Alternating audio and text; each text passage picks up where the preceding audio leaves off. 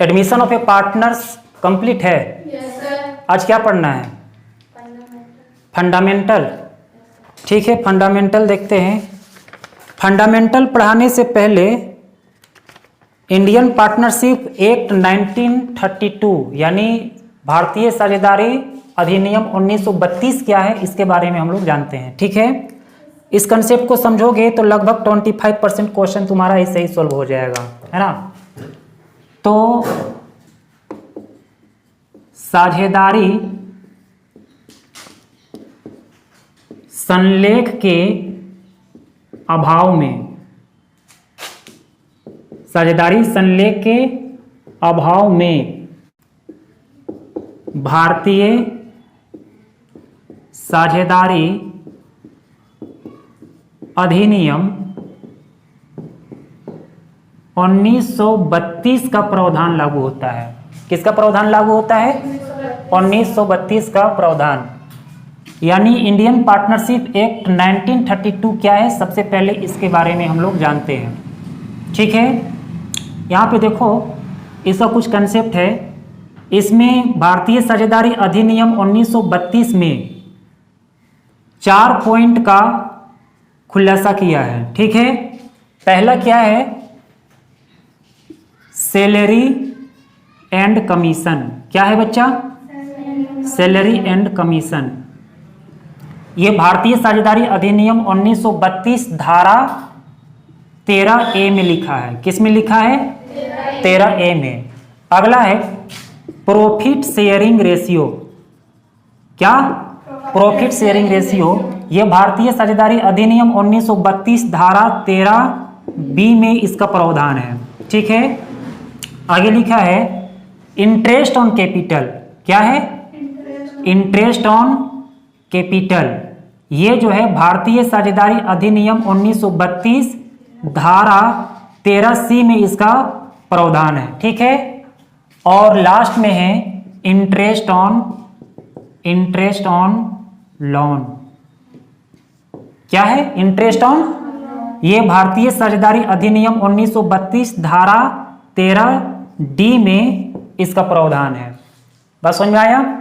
अब यहां पे समझो कि इसमें ये बोला है कि सैलरी एंड कमीशन। कहने का मतलब है कि कोई पार्टनर्स अगर फर्म में है तो क्या उसको सैलरी या कमीशन मिलेगा कि नहीं मिलेगा, इसके बारे में प्रावधान है। तो यहाँ पर देखो, यदि कोई पार्टनर्स जो होगा, अगर कंपनी में कोई कार्य करता है तो उस कार्य के बदले में उस पार्टनर्स को कोई भी सैलरी या कमीशन या रेमुनेरेशन, या कहने का मतलब है कि वेतन, कमीशन और पारिश्रमिक नहीं दिया जाएगा। बात समझ में आ रहा है? ये कहां पर लिखा हुआ है? तो भारतीय साझेदारी अधिनियम 1932 धारा 13A में है। अब यहाँ पे प्रॉफिट शेयरिंग रेशियो, साझेदारी संलेख के अभाव में कोई भी पार्टनर्स यह निश्चित नहीं किया है कि प्रॉफिट एंड लॉस को किस रेशियो में बांटेगा। ठीक है, तब ऐसी अवस्था में हम लोग भारतीय साझेदारी अधिनियम 1932 का सहारा लेते हैं। और भारतीय साझेदारी अधिनियम 1932 धारा 13B में क्या लिखा है कि साझेदारी संलेख के अभाव में जो भी कंपनी का प्रॉफिट होगा या लॉस होगा उसको पार्टनर्स इक्वल अनुपात में डिस्ट्रीब्यूट करेगा। कौन सा अनुपात में? यानी बराबर के अनुपात में लाभ हानि का विभाजन करेगा। अब यहाँ पर है नेक्स्ट स्टेप में इंटरेस्ट ऑन कैपिटल। तो अगर कंपनी में कोई पार्टनर्स कैपिटल इन्वेस्ट करता है तो उसके लिए कोई भी इंटरेस्ट नहीं मिलेगा। अब यहाँ पर क्या है? Interest on loan. अगर कोई पार्टनर्स कंपनी को लोन देता है तो उसके लिए 1 साल में 6% यानी इंटरेस्ट मिलेगा। ये कहाँ पे है? तो भारतीय साझेदारी अधिनियम 1932 धारा 13D में क्या लिखा है कि कोई पार्टनर्स या कोई साझेदार के द्वारा फर्म को दिए गए ऋण पर 6% वार्षिक दर से ब्याज दिया जाएगा। कोई दिक्कत है? नहीं। अब यहां पर देखो क्वेश्चन नंबर फर्स्ट में क्या है? In the absence of any agreement the profit and loss of the firm are shared. यानी साझेदारी संलेख के अभाव में, साझेदारी संलेख के अभाव में अगर कंपनी को कोई भी प्रॉफिट होता है या लॉस होता है उसको किस अनुपात में डिस्ट्रीब्यूट करेगा। देख लो इधर देखो, तो भारतीय साझेदारी अधिनियम 1932 धारा 13B में क्या लिखा है कि साझेदारी संलेख के अभाव में अगर कोई भी पार्टनर्स प्रॉफिट या लॉस को किस अनुपात में बांटेगा, ये उन लोग निश्चित नहीं किया है। बच्चा इधर देखो, उन लोग ऐसा निश्चित नहीं किया है, तब ऐसे अवस्था में प्रॉफिट एंड लॉस को हम लोग किस अनुपात में बांटेंगे? इक्वली अनुपात में बांटेंगे। ठीक है, तो ऑप्शन नंबर ए में क्या है? इक्वली। ऑप्शन नंबर बी में क्या है? इनका capital ratio. Option number C में क्या है? A and B both. और ऑप्शन नंबर डी में क्या है? None of these. तो यहाँ पे करेक्ट आंसर क्या होगा? इक्वली होगा। कोई डाउट है? आगे देखो क्वेश्चन नंबर सेकंड में क्या बोल रहा है? In the absence of partnership agreement, यानी साझेदारी संलेख के अभाव में interest on partners loan paid, मतलब साझेदार द्वारा दिए गए लोन का जो अमाउंट होगा उस पर कितना परसेंट चार्ज किया जाएगा? हाँ ठीक है, कितना परसेंट चार्ज किया जाएगा? ऑप्शन नंबर ए में क्या दिया है बच्चा? 5%। ऑप्शन नंबर बी में 6%। ऑप्शन नंबर सी में 8% और डी में क्या है? 4%। तो यहां पर देख लो, भारतीय साझेदारी अधिनियम 1932 धारा 13D में क्या लिखा है कि साझेदार द्वारा दिए गए ऋण पर ब्याज प्रत्येक वर्ष 6% वार्षिक दर से दिया जाएगा। ठीक है, तो ऑप्शन कहीं पर दिखाई दे रहा है 6%? बी नंबर में है ना? बी नंबर में है, यानी बी नंबर इसका बिल्कुल सही जवाब है। ठीक है, आगे देखो क्वेश्चन नंबर थर्ड में क्या बोलता है? In a ordinary partnership maximum number of the partners can be. अब यहां पर देखो, किसी भी कंपनी में ना, किसी भी कंपनी में अधिकतम साझेदारों की संख्या होता है कितना? 50। और अगर न्यूनतम बोल देगा तो न्यूनतम पार्टनरों की संख्या कितना होता है? 2। ठीक है, अब यहां पर देखो, अगर हमें अधिकतम साझेदारों की संख्या पूछा है तो न्यूनतम भी तो पूछ सकता है ना। तो अधिकतम साझेदारों की संख्या कंपनी में कितना होता है? मतलब एक कंपनी में अधिक से अधिक कितना पार्टनर्स हो सकते हैं? 50। और न्यूनतम कितना हो सकते हैं? 2। तो ऑप्शन में कहीं पे 50 दिया है क्या? चेक करो। ठीक है, तो ऑप्शन नंबर सी में कितना है? 50, यानी ऑप्शन नंबर सी इसका बिल्कुल सही जवाब है, यही ना? अब देखोगे क्वेश्चन नंबर 4। क्वेश्चन नंबर 4 में क्या है? Interest on partners capital is calculate on, मतलब साझेदारों द्वारा पूंजी पर ब्याज की गणना किया जा सकता है। किस पर किया जा सकता है? ऑप्शन नंबर फर्स्ट में क्या बोला? कैपिटल एट द बिगिनिंग, यानी प्रारंभिक पूंजी पर। कैपिटल एट द एंड, यानी अंतिम पूंजी पर। एवरेज कैपिटल, यानी औसत पूंजी पर। None of these. तो यहां पर जो इंटरेस्ट ऑन कैपिटल चार्ज किया जाएगा ना, वो ओपनिंग कैपिटल पर करेंगे। किस कैपिटल पे करेंगे? ओपनिंग कैपिटल पे, यानी ऑप्शन नंबर ए इसका बिल्कुल सही जवाब है। ठीक है, क्वेश्चन नंबर 5 में क्या है? पार्टनरशिप एग्रीमेंट कैन बी, यानी पार्टनरशिप एग्रीमेंट जो होगा, साझेदारी संलेख जो होगा, वो किस तौर पे होगा? ओरल होगा, ओरल मतलब मौखिक तौर पे। रिटेन होगा, रिटेन मतलब लिखित तौर पे। ओरल एंड रिटेन दोनों हो सकता है। नन ऑफ दीज, क्या? Oral written, oral and written, none of these क्या होगा? ओरल एंड रिटेन दोनों होगा, है ना? कहने का मतलब है कि अगर कोई पार्टनर्स जब कंपनी चलाना स्टार्ट करता है, 2-3 पार्टनर्स मिलके, तो उन लोग के बीच एक एग्रीमेंट होगा। क्या होगा? एग्रीमेंट होगा। एग्रीमेंट में क्या होगा बच्चा? कि प्रॉफिट एंड लॉस को किस रेशियो में बांटेगा, इंटरेस्ट ऑन कैपिटल कितना चार्ज किया जाएगा, पार्टनर्स को सैलरी मिलेगा कि नहीं मिलेगा, और मिलेगा तो कितना मिलेगा। ठीक है, और अगर ये एग्रीमेंट नहीं होगा तो कोई दिक्कत नहीं, क्योंकि ऐसे अवस्था में हम लोग साझेदारी संलेख के अभाव में भारतीय साझेदारी अधिनियम 1932 का हेल्प लेते हैं, जिसमें पूरा डिटेल दिया गया है कि पार्टनर्स को इंटरेस्ट ऑन कैपिटल मिलेगा, इंटरेस्ट ऑन लोन मिलेगा कि नहीं मिलेगा, या सैलरी मिलेगा कि नहीं मिलेगा, ये सब के बारे में दिया हुआ है। ठीक है, तो यहाँ पर ऑप्शन नंबर क्या? सी करेक्ट आंसर होगा। ओरल भी हो सकता है और रिटेन भी हो सकता है। कोई डाउट है? अब देखते हैं हम लोग question number 6। Question number 6 screen पे है, देखो क्या है। अब यहां पर देखो बोलता है कि current account is, current account क्या है? ठीक है, पर्सनल अकाउंट है, रियल अकाउंट है, नॉमिनल अकाउंट है। तो एक बात बता देते हैं बच्चा कि अकाउंट जो होता है वो 3 तरह का होता है। कितने तरह का होगा? पहला अकाउंट क्या होता है? Real account. सेकेंड क्या होगा? Personal account. Personal account. और थर्ड में क्या होगा? Nominal account. ठीक है, रियल अकाउंट मतलब वास्तविक खाता, पर्सनल अकाउंट मतलब किसी व्यक्ति से संबंधित खाता, नॉमिनल अकाउंट का मतलब नाम मात्र खाता होता है। ठीक है, अब यहां पर देखो, ये जो रियल अकाउंट होता है ना, इस रियल अकाउंट में क्या क्या आता है? तो एसेट्स का जो भी अकाउंट होगा, एसेट्स दो तरह का होता है, टेंजिबल एसेट्स होता है और एक इनटेंजिबल एसेट्स होता है। तो टेंजिबल एसेट्स और इनटेंजिबल एसेट्स का जो अकाउंट बनता है वो किस अकाउंट के अंडर में आता है? तो रियल अकाउंट में आता है। ठीक है, और सेकंड में क्या है? Personal account. कौन सा अकाउंट है?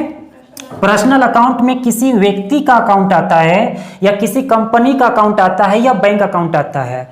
तो करेंट अकाउंट भी किसका है? एक तरह का पार्टनर्स का करेंट अकाउंट हम लोग बनाते हैं कि नहीं बनाते हैं? बनाते हैं। और पार्टनर्स मेरा कौन है? व्यक्ति ही ना पार्टनर्स होता है। तो ये करेंट अकाउंट जो होगा वो कौन सा अकाउंट होगा? पर्सनल अकाउंट होगा। और थर्ड में क्या लिखा है बच्चा? Nominal account. तो nominal account income and expenditure account होता है। कौन सा अकाउंट होता है? Income and expenditure. जितना भी इनकम होगा कंपनी का या एक्सपेंडिचर होगा वो सारे अकाउंट किससे रिलेटेड होगा? तो नॉमिनल अकाउंट से रिलेटेड होगा। बात समझ में आया कि नहीं आया? ठीक है, तो यहां से क्वेश्चन पूछ सकता है कि कौन सा रियल अकाउंट में है कि पर्सनल अकाउंट में है कि नॉमिनल अकाउंट में। कोई डाउट है क्या? रियल अकाउंट में कौन सा अकाउंट इंक्लूड होगा? Assets account. एसेट्स अकाउंट में कौन सा? टेंजिबल एसेट और इनटेंजिबल एसेट्स दोनों। ठीक है, पर्सनल अकाउंट में पर्सन किसी व्यक्ति का अकाउंट होगा, बैंक अकाउंट होगा, कंपनी अकाउंट होगा, करेंट अकाउंट होगा। ठीक है, नॉमिनल अकाउंट में कौन सा अकाउंट आता है? तो income and expenditure account. Company का या किसी और भी फर्म का जितने भी सारे इनकम होगा या एक्सपेंडिचर होगा वो किससे रिलेटेड होगा? तो नॉमिनल अकाउंट से होगा। कोई डाउट है? तो क्वेश्चन नंबर 5 में 5 था कि 6 था? 6 में ना करेंट अकाउंट कौन सा अकाउंट है? तो पर्सनल अकाउंट है। कोई डाउट है क्या? अब क्वेश्चन नंबर 7 देखो। क्वेश्चन नंबर 7 में क्या है? For the firm interest on partners drawing is, मतलब साझेदारों द्वारा जो ड्रॉइंग किया जाता है और उसका जो हम लोग इंटरेस्ट चार्ज करते हैं वो कंपनी के लिए क्या है? एक्सपेंसेस यानी खर्च है क्या? बी नंबर में पूछता है इनकम है क्या? सी नंबर में लॉस है क्या? और डी नंबर में गेन है क्या? यही है ना? तो यहां पर देखो, हम लोग फंडामेंटल चैप्टर में एक अकाउंट बनाते हैं जिसका नाम है profit and loss appropriation account. ठीक है, प्रॉफिट एंड लॉस। तो profit and loss appropriation account होता है वो कंपनी के लिए होता है। किसके लिए होता है? कंपनी के लिए होता है। तो जितना भी इनकम होगा प्रॉफिट एंड लॉस में क्रेडिट साइड में शो करेंगे। कहां पे शो करेंगे? क्रेडिट साइड में। और जितना भी एक्सपेंडिचर होगा वो profit and loss appropriation account में डेबिट साइड में शो करेंगे। ठीक है, अब यहां पे हमें यह पता लगाना है कि क्या interest on drawing debit side में आता है कि क्रेडिट साइड में आता है। अगर डेबिट साइड में आएगा तो मेरा क्या कहलाएगा? एक्सपेंडिचर। और अगर क्रेडिट साइड में आएगा तो क्या कहलाएगा? इनकम कहलाएगा। जो इंटरेस्ट ऑन ड्रॉइंग होता है ना उसको हम लोग बाई तरफ लिखते हैं यानी क्रेडिट तरफ लिखते हैं। क्या लिखेंगे? By interest on drawing. Partners का नाम कुछ भी हो सकता है, ए बी सी। तो कोई पार्टनर्स इंटरेस्ट ऑन ड्रॉइंग करेगा तो ये क्या एक तरह का profit and loss appropriation account में क्रेडिट तरफ शो किया जाता है। तो इसको हम लोग क्या मानेंगे? इनकम मानेंगे। ठीक है, ऑप्शन में कहीं दिखाई दे रहा है बच्चा इनकम? कौन सा ऑप्शन में दिखाई दे रहा है? ए नंबर में। ठीक है, तो बी नंबर में है। अच्छा, बी नंबर में है तो बी इसका बिल्कुल सही जवाब है। कोई डाउट है? क्वेश्चन नंबर 8 देखोगे। 8 में क्या है? When drawing are made at the end of every month of certain amount the interest will be calculate on the total drawing. ठीक है, क्या किया जा रहा है? ड्रॉइंग किया जा रहा है 1 साल के लिए, है ना? ऐसा कुछ स्टेटमेंट नहीं है कि ये ड्रॉइंग 6 महीना के लिए कर रहा है या तिमाही के लिए कर रहा है या 9 महीना के लिए कर रहा है। तो हम लोग क्या समझेंगे? क्या समझेंगे कि वर्ष भर के लिए ड्राइंग कर रहा है एक समान रूप से। समझ में आ रहा है ना बच्चा। अगर वर्ष भर के लिए हम लोग ड्राइंग करेंगे, वर्ष भर के लिए ड्राइंग करेंगे, ठीक है, तो यहां पे दो कंडीशन होता है। एक होता है प्रत्येक माह की पहली तारीख को, क्या होता है, प्रत्येक माह के पहली तारीख को, और एक होता है प्रत्येक माह के अंत में, प्रत्येक माह के अंत में। तो अगर प्रत्येक माह की पहली तारीख को ड्राइंग कर रहा है तो टाइम का यूज हम लोग करेंगे, कितना टाइम का यूज करेंगे, 6.5 डिवाइड 12। और अगर प्रत्येक माह के अंत में ड्राइंग करेगा तो हम लोग टाइम का यूज करेंगे 5.5 डिवाइड 12। क्लियर है। अब समझो क्वेश्चन में क्या लिखा है बच्चा, when the drawing at the made, when the drawing are made at the end of every month, यानी प्रत्येक माह के अंत में ड्राइंग किया जा रहा है, ठीक है, ऑफ सर्टेन अमाउंट, यानी एक निश्चित राशि, then interest will be calculate on total drawing. तो टोटल ड्राइंग पे हम लोग इंटरेस्ट जब चार्ज करेंगे, कैलकुलेट करेंगे, तो टाइम का यूज करेंगे। ऑप्शन नंबर फर्स्ट में क्या है, 6.5 मंथ, ऑप्शन नंबर बी में क्या है, 6 मंथ, ऑप्शन नंबर सी में क्या है, 5.5 मंथ, और ऑप्शन नंबर डी में क्या दिया है, 12 मंथ। तो यहां पर कौन सा तारीख बोला, प्रत्येक माह की पहली तारीख बोला कि अंत में बोला, अंत में बोला। तो अंत में बोला तो टाइम का हम लोग यूज कितना करेंगे, 5.5 डिवाइड 12। तो 6 नंबर में कौन सा ऑप्शन में है, तो ऑप्शन नंबर सी में, यही ना। तो ऑप्शन नंबर सी मेरा बिल्कुल सही जवाब है, यही ना, ठीक है। अब यहां पर देखो क्वेश्चन नंबर 9 क्या, नेक्स्ट क्वेश्चन देखोगे। अच्छा यहाँ पे जो 8 के बाद 9 होना चाहिए, लेकिन यहां पर लिखा क्या है, 10। अच्छा 10 है तो 10 ही का बात करते हैं। 10 नंबर में क्या बोलता है, making of partnership agreement is, यानी साझेदारी अनुबंध बनाना है। अब यहां पर एक बात बताओ, जो साझेदारी अनुबंध होगा उसको हम लोग अगर ओरल में रखेंगे, किस में रखेंगे, ओरल में, यानी मौखिक स्तर पे, तो इसमें विवाद होने का चांस ज्यादा होता है, विवाद होने का चांस ज्यादा होता है। मान के चलो 1 लाख का प्रॉफिट हुआ, ए और बी क्या है, पार्टनर से, बच्चा क्या है, पार्टनर से। अब यहां पर 1 लाख का प्रॉफिट होता है, तो पता है ए और बी जो है इसको बांटने में ही लड़ बैठेगा, लड़ेगा कि नहीं लड़ेगा, ये बोलेगा हमको 60,000 दीजिए, वो बोलेगा हमको 80,000 रुपया दीजिए, होगा कि नहीं होगा। तब ऐसी अवस्था में साझेदारी अनुबंध जो होता है वो बनाना क्या होता है, अनिवार्य होता है, मतलब कंपलसरी होता है। तो ऑप्शन नंबर ए में क्या है बच्चा, कंपलसरी, मतलब ऑप्शन नंबर ए क्या होगा, इसका बिल्कुल सही जवाब होगा। कोई दिक्कत है। क्वेश्चन नंबर 11 में क्या लिखता है, in which year did the partnership act pass, मतलब किस साल में साझेदारी संलेख जो है वो पास हुआ था, 1932 में, 1956 में, 1947 में, 1952 में, यही है ना। तो अभी जब क्वेश्चन स्टार्ट कर रहे थे तो फॉर्मेट में अभी हम लोग भारतीय साझेदारी अधिनियम 1932 पढ़े थे। तो 1932 इसका नाम क्यों पड़ा, क्योंकि साझेदारी संलेख जो है वो 1932 में पास हुआ था, इसलिए। बात समझ में आ रहा है। तो यहाँ पे ऑप्शन में ए नंबर में क्या है, 1932, तो 1932 इसका बिल्कुल सही जवाब होगा। कोई दिक्कत है। अच्छा क्वेश्चन नंबर 12 में क्या है उसको देखोगे, which one of the following is not the future of partnership, मतलब निम्न में से कौन पार्टनरशिप का फ्यूचर नहीं है, यही ना। फर्स्ट नंबर में क्या है, एग्रीमेंट, सेकेंड नंबर में क्या है, sharing of profits, third number में क्या है, लिमिट लायबिलिटीज, और डी नंबर में क्या है, 2 और मोर देन 2 पर्सन, यानी 2 से 2 या 2 से अधिक व्यक्ति। तो यहां पर देखो बच्चा, पार्टनरशिप का जो फ्यूचर है ना वो एग्रीमेंट है, वो एग्रीमेंट है, जरूरी है एग्रीमेंट, ठीक है। शेयरिंग ऑफ प्रॉफिट, मतलब प्रॉफिट शेयरिंग रेशियो, मतलब प्रॉफिट को किस रेशियो में बांटेगा, ये भी हम लोग का जरूरी है। लेकिन यहां पर देखो एक है लिमिट लायबिलिटी, जरूरी नहीं है कि कंपनी में लिमिट लायबिलिटीज ही होना चाहिए, है ना, ऐसा कोई प्रावधान नहीं है, तो ये इसका फ्यूचर, कंपनी का फ्यूचर नहीं है। मतलब ऑप्शन नंबर सी गलत जवाब है ना, यानी इसी को हम लोग टिक मारेंगे। कोई दिक्कत है? गलत जवाब है कहने का मतलब ये इसका फ्यूचर नहीं है ना, कि सर गलत जवाब है तो उसको कैसे टिक मारेंगे, ऐसा कोई बात नहीं है। समझ में आ रहा है ना। क्वेश्चन नंबर 13 में क्या है, which account is opened when the capital R fixed. ठीक है, मतलब अगर पूंजी फिक्स रहेगा, कैपिटल फिक्स रहेगा, अस्थाई रहेगा, तो हम लोग कौन सा अकाउंट तैयार करेंगे। पहला नंबर में क्या है ऑप्शन में, ओनली कैपिटल अकाउंट और ओनली करेंट अकाउंट। ठीक है, liabilities account, capital account and current account, यही है ना।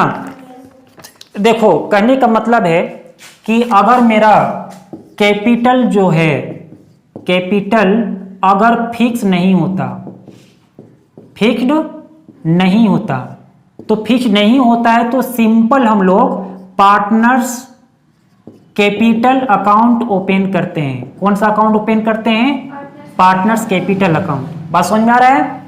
लेकिन अगर कैपिटल मेरा फिक्स होगा, क्या होगा, तो सबसे पहले हम लोग करेंट अकाउंट ओपन करते हैं। कौन सा अकाउंट ओपन करते हैं, पार्टनर्स का करेंट अकाउंट ओपन करते हैं, और इसमें जितना भी एडजस्टमेंट होगा, जितना भी एडजस्टमेंट का मतलब interest on capital, interest on drawing, partner salary, partner remuneration, जितना भी एडजस्टमेंट होगा सब कहां पर ट्रांसफर करेंगे हम लोग, पार्टनर्स करेंट अकाउंट में। ठीक है, उसके बाद ये जो पार्टनर्स कैपिटल अकाउंट होता है, इसको नाम मात्र के लिए खोला जाता है, इसमें कोई भी एडजस्टमेंट नहीं होता है। सिंपल शब्दों में ये कहा जा सकता है कि जब कैपिटल अगर फिक्स होगा तो हम लोग कौन सा अकाउंट खोलेंगे बच्चा, करेंट अकाउंट खोलेंगे। कोई डाउट है? नहीं, मतलब वीडियो में ऐसा कोई बात नहीं है ना, कोई डाउट नहीं ना है, क्लियर हो रहा है। क्वेश्चन नंबर 14 नंबर में क्या बोला है, इंटरेस्ट ऑन पार्टनर्स कैपिटल। तो साझेदारों का जो पूंजी होगा उस पर हम लोग जो ब्याज चार्ज करेंगे वो कंपनी के लिए क्या कहलाएगा, एन एक्सपेंडिचर कहलाएगा, एन एप्रोप्रिएशन कहलाएगा, गेन कहलाएगा और नन ऑफ दिस कहलाएगा। ठीक है, तो देखो सबसे पहले फंडामेंटल में हम लोग profit and loss appropriation account बनाते हैं। कौन सा अकाउंट बनाते हैं, profit and loss appropriation account, appropriation account तैयार करते हैं। बात समझ में आ रहा है। तो जब एप्रोप्रिएशन अकाउंट तैयार करेंगे तो यहां पे इस कंसेप्ट को समझोगे बच्चा, ये profit and loss appropriation account का फॉर्मेट है। ठीक है, इधर हम लोग लिखेंगे डेबिट और यहां पर लिखेंगे क्रेडिट। ये पर्टिकुलर होगा, ये अमाउंट होगा और ये भी पर्टिकुलर होगा। तो डेबिट साइड में हम लोग जितना भी एक्सपेंडिचर होगा, जितना भी एक्सपेंडिचर होगा उसको कहां पे पोस्ट करेंगे, डेबिट साइड में।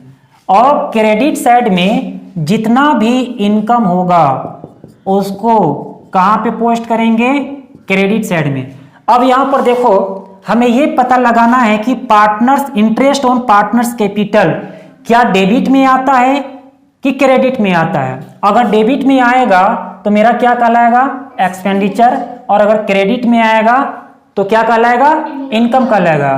तो मेरे प्यारे बच्चों, interest on partners capital account को हम लोग डेबिट साइड में पोस्ट करते हैं। मान के चलो 3 पार्टनर्स है, तीनों पार्टनर्स का पूंजी कितना दिया हुआ है, एक पार्टनर्स का है 1 लाख, एक पार्टनर्स का है 50,000 और पार्टनर सी का कितना है 40,000।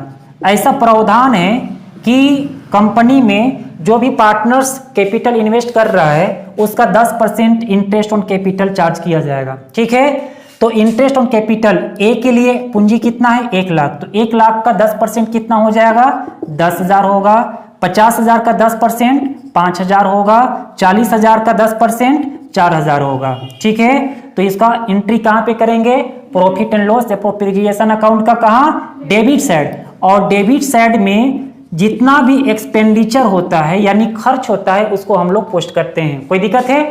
तो यहां पर देखो क्वेश्चन नंबर 15 में का ऑप्शन में क्या है, इंटरेस्ट ऑन लोन 15 था ना, अच्छा क्वेश्चन नंबर 14 में क्या, interest on partners capital account है, क्या है, an expenditure, an appropriation, gain,